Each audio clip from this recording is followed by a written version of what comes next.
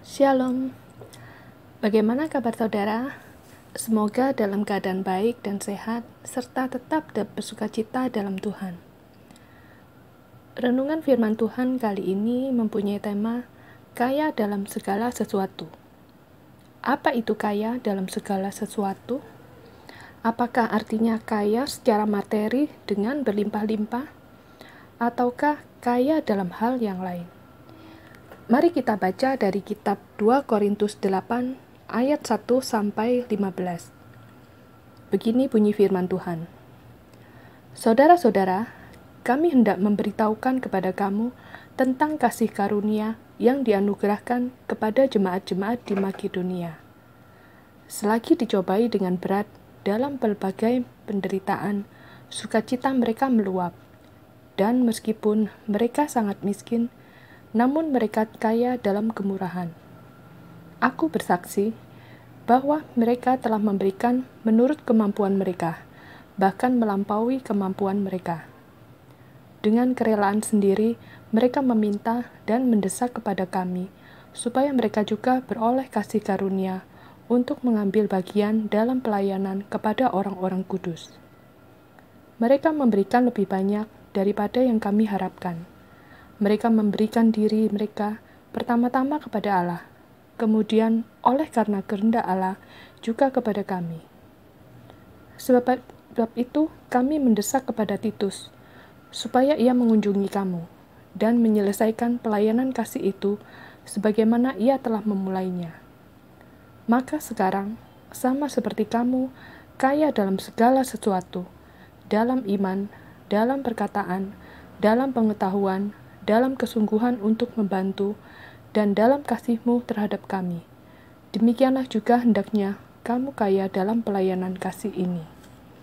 Aku mengatakan hal itu bukan sebagai perintah, melainkan dengan menunjukkan usaha orang-orang lain untuk membantu. Aku mau menguji keikhlasan kasih kamu. Karena kamu telah mengenal kasih karunia Tuhan kita, Yesus Kristus, bahwa Ia yang oleh karena kamu menjadi miskin, sekalipun ia kaya, supaya kamu menjadi kaya oleh karena kemiskinannya. Inilah pendapatku tentang hal itu, yang mungkin berfaedah bagimu. Memang, sudah sejak tahun yang lalu, kamu mulai melaksanakannya, dan mengambil keputusan untuk menyelesaikannya juga. Maka sekarang, selesaikan jugalah pelaksananya itu.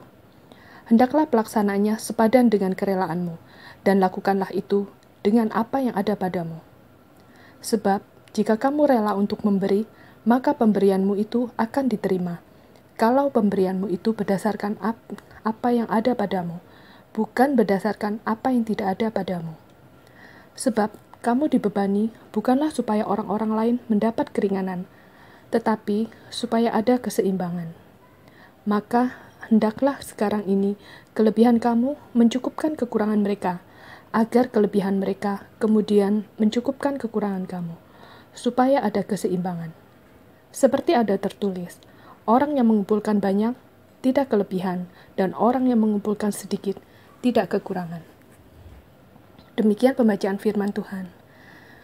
Rasul Paulus di sini memberitahu tentang kemurahan hati yang besar dari jemaat-jemaat di Makedonia. Rasul Paulus bahkan menyebutnya sebagai kasih karunia yang dianugerahkan kepada jemaat-jemaat dalam 2 Korintus 8 ayat yang pertama. Ini disebut sebagai kasih karunia atau pemberian Allah, karena merupakan pemberian murah hati dari jemaat-jemaat ini. Pemberian ini bukan pemberian biasa, namun pemberian luar biasa, karena jumlahnya yang sangat besar. Ini karena perbuatan amal mereka kepada orang-orang kudus yang miskin itu memang berasal dari Allah, dan dengan disertai dengan kasih sejati kepada Allah. Kasih karunia Allah harus diakui sebagai akar dan sumber dari segala kebaikan yang ada di dalam diri kita, atau apa yang kita kerjakan kapan saja. Jika kita dijadikan berguna bagi orang lain untuk pekerjaan baik apapun itu adalah kasih karunia dan kemurahan hati yang besar dari Allah yang dianugerahkan kepada kita. Rasul Paulus juga memuji perbuatan baik orang-orang Makedonia dan menyarankannya sebagai sesuatu yang mendatangkan kebaikan. Rasul Paulus memberitahu jemaat Korintus bahwa orang-orang Makedonia sedang dalam keadaan sulit dan bersusah hati. Namun mereka menyumbang untuk menolong orang lain. Itu adalah masa kesusahan yang besar bagi mereka. Seperti dapat dilihat pada Kisah Para Rasul yang ke-16. Orang-orang Kristen di daerah-daerah ini mengalami perlakuan yang buruk, yang membuat mereka jatuh miskin. Namun, karena mereka memiliki sukacita yang melimpah di tengah penderitaan, mereka kaya dalam kemurahan. Mereka memberi dari milik mereka yang sedikit, dengan percaya bahwa Allah akan memenuhi kebutuhan mereka dan mencukupi kebutuhan mereka. Di ayat yang kedua, di bagian yang terakhir dikatakan, kaya dalam kemurahan. Ini artinya sangat-sangat murah hati. Seolah-olah mereka itu sangat-sangat kaya. Sumbangan mereka sangat banyak. Mereka bahkan memberi melebihi kemampuan mereka. Ini jelas dikatakan di ayat yang ketiga, yaitu mereka telah memberi menurut kemampuan mereka, bahkan melampaui kemampuan mereka. Di ayat yang keempat dikatakan, dengan kerelaan sendiri. Artinya, mereka sangat-sangat siap dan bersedia melakukan pekerjaan ini dengan kerelaan. Dan Paulus juga tidak perlu mendesak dan menekan mereka dengan banyak alasan. Jadi, mereka melakukan semuanya tanpa ada paksaan ataupun adanya tekanan. Sungguh, kita perlu memuji atas perbuatan dan kesalehan mereka. Mereka melakukan pekerjaan yang baik ini dengan cara yang benar. Kita boleh belajar dari orang-orang Makedonia ini bahwa mereka meski dalam keadaan sulit seperti ini, kita harus memiliki kerelaan memberi kepada orang lain. Di masa pandemi ini, banyak di antara kita yang memiliki kesulitan pekerjaan, berkurangnya pendapatan, atau ada juga yang mengalami usaha yang sepi, sementara pengeluaran-pengeluaran terus tetap ada. Kita bisa mulai dari hal-hal kecil, seperti menolong tetangga yang berkekurangan, memberi info lowongan pekerjaan bagi yang membutuhkan. Mari, kita bangkitkan semangat memberi dalam diri kita. Kembali lagi ke 2 Korintus 8 ayat yang ke-7. Dikatakan bahwa, maka sekarang sama seperti kamu, kaya dalam segala sesuatu, dalam iman, dalam perkataan, dalam pengetahuan, dalam kesungguhan untuk membantu, dan dalam kasih-Mu terhadap kami. Demikianlah juga hendaknya kamu kaya dalam pelayanan kasih ini. Di sini Rasul Paulus berusaha meyakinkan orang-orang Korintus untuk melakukan pekerjaan amal baik ini. Bagaimana Paulus bisa meyakinkan mereka? Disinilah kita lihat kecakapan dan keterampilan kudus yang dimiliki oleh Paulus.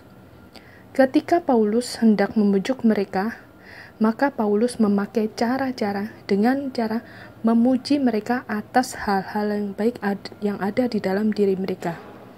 Biasanya, orang sangat senang jika dipuji, terutama ketika kita memberi pemberian mereka atau diri kita sendiri atau orang lain.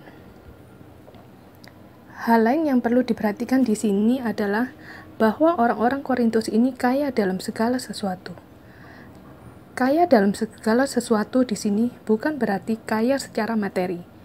Di ayat yang ke-7 dikatakan, kaya dalam iman, dalam perkataan, dalam pengetahuan, dalam kesungguhan untuk membantu, dan dalam kasih-Mu terhadap kami.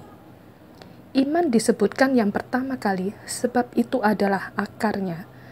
Dan karena tanpa iman, tidak mungkin orang berkenan kepada Allah. Ibrani 11 ayat yang ke-6. Orang-orang yang kaya dalam iman akan kaya juga dalam anugerah-anugerah dan pekerjaan-pekerjaan baik yang lain. Iman akan bekerja dan menampakkan diri melalui kasih. Kepada iman mereka ditambahkan perkataan, yang merupakan karunia yang sangat baik, dan banyak mendatangkan kemuliaan bagi Allah dan bagi kebaikan bagi jemaat. Banyak orang beriman yang kurang dalam perkataan, Namun, orang-orang Korintus ini mengungguli sebagian besar jemaat dalam karunia-karunia rohani, dan khususnya dalam perkataan. Teladan jemaat-jemaat Makedonia patut ditiru oleh orang-orang Korintus. Namun, teladan Tuhan kita, Yesus Kristuslah yang harus memiliki pengaruh yang jauh lebih besar.